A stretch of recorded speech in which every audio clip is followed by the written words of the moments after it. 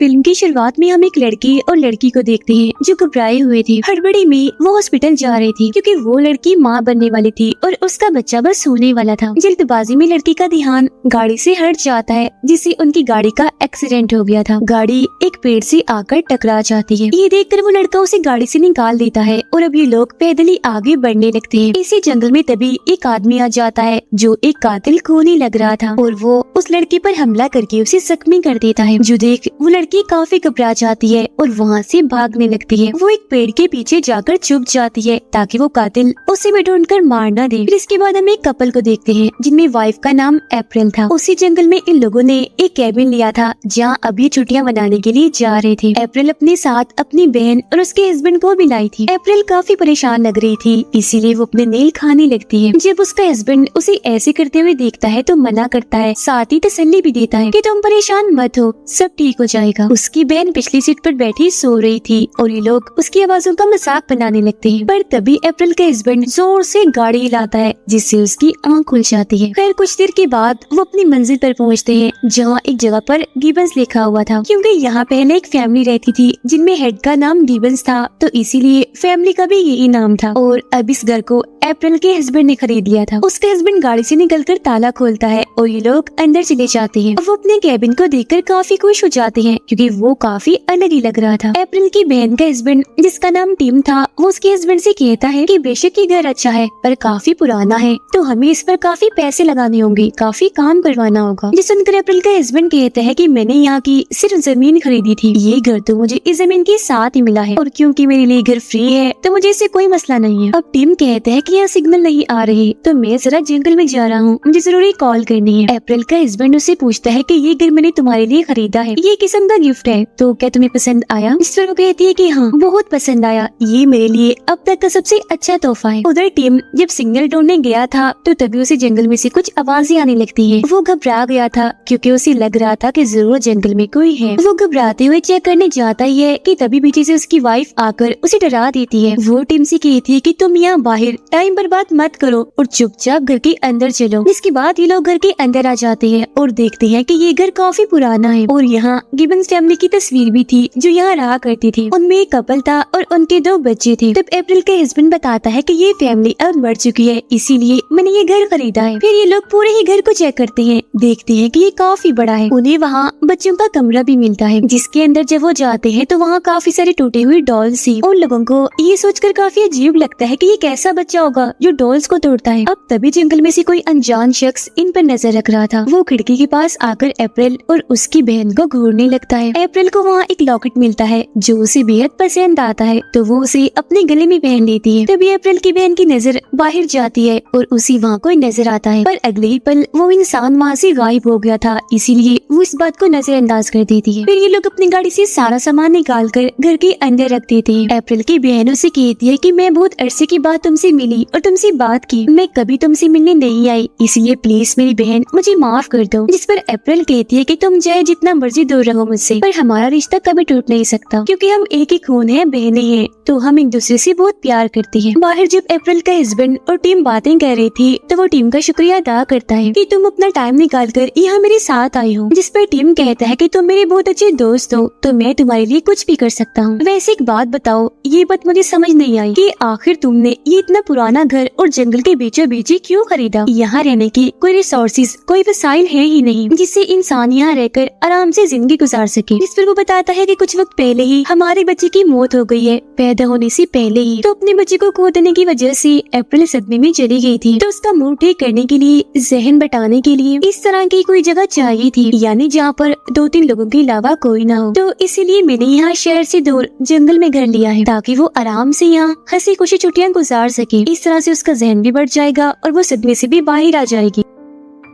तब खुश होते हुए टीम उसे बताता है कि अप्रैल जब यहाँ आई थी तो घर को देखकर वो काफी खुश हो गई थी तो अब तुम इस बारे में फिक्र ना करो, धीरे धीरे वो बिल्कुल ही ठीक हो जाएगी। ये सुनकर वो टीम को गले से लगा लेता है और उसका शुक्रिया अदा करता है कि तुम कितने अच्छे से मुझे तसल्ली दे रही हो। फिर ये दोनों भी अंदर चले जाते हैं और ये लोग काफी सिगरेट्स और शराब पीते हैं, खूब इंजॉय करते हैं। काफी देर के बाद टीम और उसकी वाइफ अपने कमरे में जाने लगती है सोने के लिए जबकि अप्रैल और उसके हस्बैंड बाहर थे क्योंकि वो बातें कर रहे थे। यहाँ से भी हम साफ साफ देख पाते हैं कि कोई खिड़की के पास खड़ा होकर उन पर नजर रख रहा है। फिर वो दोनों जब कमरे में थी तो अप्रैल अपने हस्बैंड से कहती है कि आज मैं काफी टाइम के बाद खुश हुई हूँ, मुझे यहाँ बहुत अच्छा लग रहा है, तुम बहुत अच्छी हो, मेरा इतना ख्याल रखते हो और बहुत शुक्रिया मेरे लिए ये घर खरीदने के लिए। ये सुनकर उसके हस्बैंड खुश हो जाता है क्योंकि उसे लग रहा था कि अब वो ठीक हो जाएगी। फिर आधी रात को जब वो सारे गहरी नींद में सो रहे थे तो वो अनजान आदमी उनके घर में दाखिल हो जाता है। अप्रैल के कमरे में जाकर उसकी गले से लॉकेट को तोड़कर अपने पास रख लेता है। फिर सुबह को अप्रैल को एक सपना आता है जैसे वो माँ बनने वाली है, मगर अचानक वो अपना पेट फाड़कर बच्चा बाहर निकाल लेती है। अब इतना भयानक सपना देखकर वो काफी घबरा गई थी तो फौरन उसकी आंख खुल जाती है। जल्दी से वो किचन में जाकर अपनी दवाइयाँ खाती है, पर तभी अचानक उसे खिड़की से बाहर एक आदमी दिखता है जिसे देख वो काफी डर जाती है और जोर से चीख मार देती है। तब उसकी आवाज सुनकर बाकी सभी वहाँ आ जाती है और उसे पूछते हैं कि क्या हुआ तुम्हें, सब ठीक है ना। जिस पर वो घबराते हुए बताती है कि मैंने खिड़की के बाहर एक आदमी को देखा है। जो सुनकर टीम उसे कहते हैं अच्छा वो मेरा दोस्त होगा, मैंने उसे घर का काम करने के लिए बुलाया है। फिर जब टीम दरवाजा खोलता है तो वहाँ सच में उसका दोस्त ही था जो अपने साथ एक और आदमी को भी लाया था, क्योंकि ये दोनों ही घर की तोड़फोड़ करके घर को नया बनाने के लिए आए थे। अब टीम उन दोनों के बारे में बताता है, कहता है कि मेरा दोस्त कंस्ट्रक्शन का काम करता है, यानी घर वगैरह बनवाता रहता है, तो घर को ये काफी अच्छे से देख लेगा और बिल्कुल नए जैसा बना देगा। और जबकि इसका दोस्त प्लम्बर भी है और कारपेंटर भी, जो हमारे लिए घर का सारा फर्नीचर बना देगा। टीम उन दोनों को कहता है कि तुम्हें सबसे पहले छतों को ठीक करना होगा, क्योंकि बारिश यहाँ आती रहती है तो कहीं पानी अंदर ना जाए। फिर ये चारों बाहर आ जाते हैं पूरे घर को देखने के लिए, ताकि वो फैसला कर सके कि उन्हें काम कहाँ से शुरू करना चाहिए। अंदर जब अप्रैल की बहन देखती है कि वो अकेली बैठी हुई है तो वो उसके पास जाकर बातें करने लगती है। यहाँ वो प्लम्बर भी अप्रैल के हस्बैंड से पूछ लेता है कि तुमने ये घर क्यों खरीदा, जिस पर वो जवाब देता है क्योंकि ये घर मुझे काफी सस्ते में मिल रहा था, तो बिना देर किए मैंने फौरन ये घर खरीद लिया। तो प्लम्बर कहता है क्या तुम इस घर की हिस्ट्री के बारे में जानते हो, यानी तुम लोगों के आने से पहले यहाँ क्या हुआ था। तो अप्रैल का हस्बैंड कहता है कि हाँ, मुझे इस घर की हिस्ट्री और यहाँ की एक एक बात के बारे में अच्छे से पता है। हमसे पहले यहाँ गिबन्स फैमिली रहती थी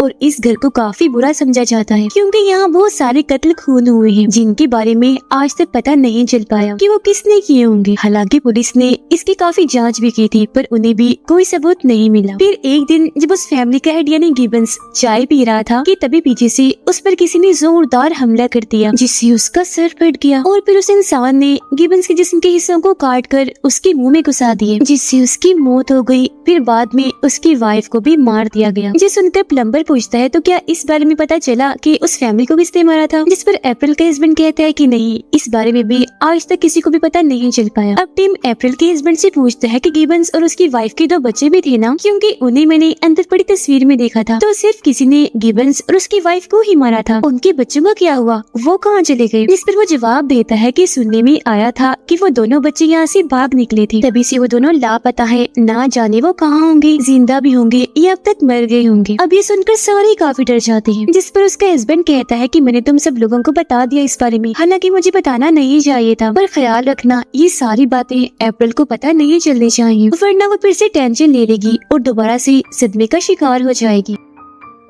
अंदर एक कमरे में अप्रैल और उसकी बहन को अलमारी में से ढेर सारे कपड़े मिलते हैं, जिन्हें वो पहनकर काफी खुश हो जाती है, गाने लगाती है और डांस करने लगती है। उधर वो चारों एक तालाब के पास पहुंचते हैं जो उनके घर से काफी नजदीक था। वो सोचते हैं कि ये तालाब तो काफी बड़ा है, तो जरूर हम इसमें से मछलियाँ भी पकड़ सकते हैं। उधर अप्रैल की बहन उससे माफी मांगती है, कहती है कि मेरी प्यारी बहन मुझे माफ कर दो, क्योंकि जब तुम्हारे बच्चे की मौत हुई थी तब मैं तुम्हारे पास नहीं आई थी, हालांकि तुम्हें मेरी जरूरत थी। मुझे दरअसल समझ नहीं आ रही थी कि आखिर मुझे करना क्या चाहिए, तो इसीलिए मैं नहीं आई, जिस बात का पछतावा मुझे आज तक है। अप्रैल उससे कहती है कि तुम्हें तो मैंने कब से माफ कर दिया, क्योंकि जो भी है तुम मेरी बहन हो, मैं तुमसे दूर नहीं रह सकती। वो उसे ये भी बताती है कि जब मेरा बच्चा होने वाला था तब मैं बहुत खुश थी, क्योंकि वो बच्चा मेरे लिए ढेर सारी खुशी और उम्मीद बनकर आ रहा था, पर मेरे साथ वो हादसा हो गया जिसके बाद मैं टेंशन में रहने की वजह से सदमे का शिकार हो गई। तो इसीलिए मेरे हस्बैंड ने ये घर मेरे लिए खरीदा ताकि मेरा दिल बहल सके। ये सारी बातें बताते हुए वो काफी जज्बाती हो गई थी, इसीलिए रोने लगती है। अब दोपहर को भी जब वो सारे खाना खा रहे थे तो उस वक्त भी कोई उन पर नजर रख रहा था। इसके बाद टीम और उसका दोस्त बाहर जाते हैं शराब लेने के लिए। यहाँ उसका दोस्त कहता है कि चलो तालाब पर चलते हैं मछलियाँ पकड़ने के लिए, क्योंकि आज मेरा बहुत दिल कर रहा है मछली खाने का, जिस पर टीम राजी हो जाता है और ये दोनों मछलियाँ पकड़ने के लिए चले जाते हैं। घर में प्लम्बर काम कर रहा था पानी का सिस्टम लगाने के लिए, जिस दौरान वो अप्रैल के हस्बैंड से बातें करने लगता है, उसे अपनी फैमिली के बारे में बताता है। उधर जब वो दोनों मछलियाँ पकड़ रही थी तो उनके हाथ कुछ नहीं लगता। इसलिए टिम का दोस्त उसे कहता है कि तुम यहाँ बैठो, मैं जरा जंगल से होकर आता हूँ। वो फिर जैसे जंगल में जाता है तो वहाँ एक काफी लंबा चौड़ा आदमी आ जाता है जो देखने से कोई खतरनाक कातिल लग रहा था। वो टिम के दोस्त पर हमला करके उसे पकड़ लेता है और रस्सी के जरिए उल्टा लटका देता है। फिर वो उसका मुंह खतरनाक जानलेवा ट्रैप जाल में अड़ा देता है और जैसे उसे दबाता है उसकी काफी बुरी मौत हो जाती है और हम बस उसकी चीखें ही सुन पाते हैं। उसके चिल्लाने की आवाजें सुनकर टिम काफी घबरा जाता है, इसीलिए वो फौरन यहाँ चेक करने आता है। पर वो कातिल उसे भी पकड़ लेता है और एक जंजीर के जरिए पेड़ से बांध देता है। वो जंजीर को फिर टिम के मुंह के पास लाता है, जोर से उसे खींचता है और जंजीर से उसके मुंह के 2 टुकड़े कर देता है, जिससे वही उसकी भी मौत हो जाती है। फिर शाम को अप्रैल के हस्बैंड और प्लम्बर तालाब के पास जाते हैं चेक करने के लिए कि आखिर वो लोग कहाँ हैं, क्योंकि वो शाम से घर नहीं आए थे। इन्हें यहाँ उन दोनों का सामान तो मिल जाता है पर वो दोनों कहीं भी दिखाई नहीं दे रहे थे। ये दोनों अब ये सोचकर काफी घबरा जाते हैं कि आखिर वो गए कहाँ होंगे। हर जगह ये उन्हें तलाश करने लगते हैं पर वो इन्हें कहीं भी नहीं मिलती। अब ऐसे ही रात हो जाती है। प्लम्बर टिम के फोन पर कॉल करता है, कॉल उसे लग जाती है जिसकी आवाज उन्हें एक शेड से आ रही थी, यानी लकड़ी की एक छोटे से केबिन से। तब ये लोग आवाज का पीछे करते हुए वहाँ जाते हैं। प्लम्बर जब शेड के अंदर जाता है तो समझ गया था कि यहाँ जरूर कोई रहता होगा, क्योंकि केबिन की हालत ही ऐसी थी जैसे यहाँ कोई रहता है। जरूरत का सारा सामान भी वहाँ पड़ा हुआ था। फिर ढूंढने पर उसे वहाँ टिम और उसके दोस्त की लाश भी मिल जाती है, जिनकी हालत काफी खराब थी क्योंकि उन्हें बुरी तरह काट दिया गया था। ये देखकर प्लम्बर की खुद की हालत भी काफी खराब हो जाती है। वो बेहद ही घबरा गया था, इसीलिए सब लोगों से कहता है कि हमें जल्द से जल्द यहाँ से निकलना चाहिए। पर पलक झपकते ही वो कातिल शेड से निकलकर इनके सामने आ जाता है, यानी जिसने उन दोनों को मारा था, और अब वो प्लम्बर पर भी हमला कर देता है जिससे वो नीचे गिर गया था। ऐसा करने के बाद वो कातिल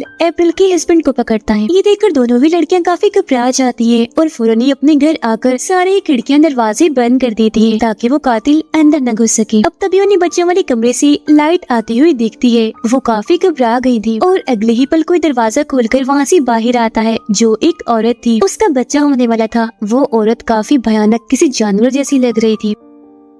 वो अप्रैल की बहन पर हमला करके उसे जान से मार डालती है। उसका गला काट कर खाने लगती है क्योंकि वो कैनिबल थी, यानी आदमखोर, इंसानों का गोश्त खाने वाली। उधर अप्रैल का हस्बैंड कातिल से लड़ने की कोशिश करता है पर कातिल उसकी आंख में बड़ा सा कील घुसा देता है जिससे उसकी आंख फूट जाती है और उसे बहुत दर्द होती है, जिससे उसकी भी मौत हो गई थी। वो औरत अब जैसे ही अप्रैल पर हमला करने के लिए आगे बढ़ती है तो उसके पेट में जोरदार दर्द होने लगती है। ये देखकर अप्रैल समझ जाती है कि उसका बच्चा होने वाला था, तो औरत की मदद करने के लिए वो बिना डरे उसके पास आ जाती है। अब तभी औरत का बच्चा पैदा हो जाता है जो कोई नॉर्मल आम बच्चा नहीं लग रहा था। वो किसी डीमन शैतान जैसा बदसूरत लग रहा था, पर फिर भी अप्रैल उसे अपनी गोद में लेती है और याद करने लगती है कि अगर मेरा बच्चा पैदा होता तो वो भी बिल्कुल ऐसा ही होता और बिल्कुल ऐसे उसे मैं अपनी गोद में लेकर खिलाती। वो औरत अप्रैल से उसका बच्चा मांगती है तो वो उसे दे देती है। फिर वो सोचने लगती है कि काश ये बच्चा मेरा होता। वो काफी अजीब हो गई थी। बच्चे को पाने की लालच में वो उस औरत का गला काट देती है जिससे वो मारी जाती है। तो अप्रैल उसका बच्चा ले लेती है ताकि वो उसे अपने पास रख के पाल पोस के बड़ा कर सके। फिर जब वो कातिल वहाँ पहुँचता है तो अपने बच्चे को अप्रैल के हाथ में देकर काफी हैरान रह जाता है, पर वो उसे कुछ नहीं कहता। इतनी ही देर में यहाँ प्लम्बर आकर कातिल के पेट में कुल्हाड़ी घुसा देता है जिससे वो बेहोश हो गया था। वो फिर अप्रैल से कहता है कि हमें भी जल्द से जल्द यहाँ से निकलना चाहिए, मगर वो ये कहते हुए इनकार कर देती है कि नहीं, मैं अपने हस्बैंड के बगैर यहाँ से नहीं जाऊंगी। प्लम्बर कहता है कि सिर्फ तुम और मैं ही जिंदा बचे हैं, हमारे अलावा सभी लोगों को इस कातिल ने मार डाला है। जिस पर अप्रैल कहती है कि अगर मेरा हस्बैंड ही नहीं रहा तो मैं जाकर क्या करूंगी, अब मैं यही रहूंगी और इस बच्चे को पाल पोस कर बड़ा करूंगी। जिस पर प्लम्बर उसे समझाता है कि देखो पागल मत बनो, ये बच्चा तुम्हारा नहीं है बल्कि इन दोनों का है जो अच्छे लोग नहीं है। तुम्हें भी जिंदा नहीं छोड़ेंगे क्योंकि ये कैनिबल है और ये भी कोई आम इंसानी बच्चा नहीं है बल्कि शैतान है। उसकी ये बातें सुनकर अप्रैल को अच्छा नहीं लगता।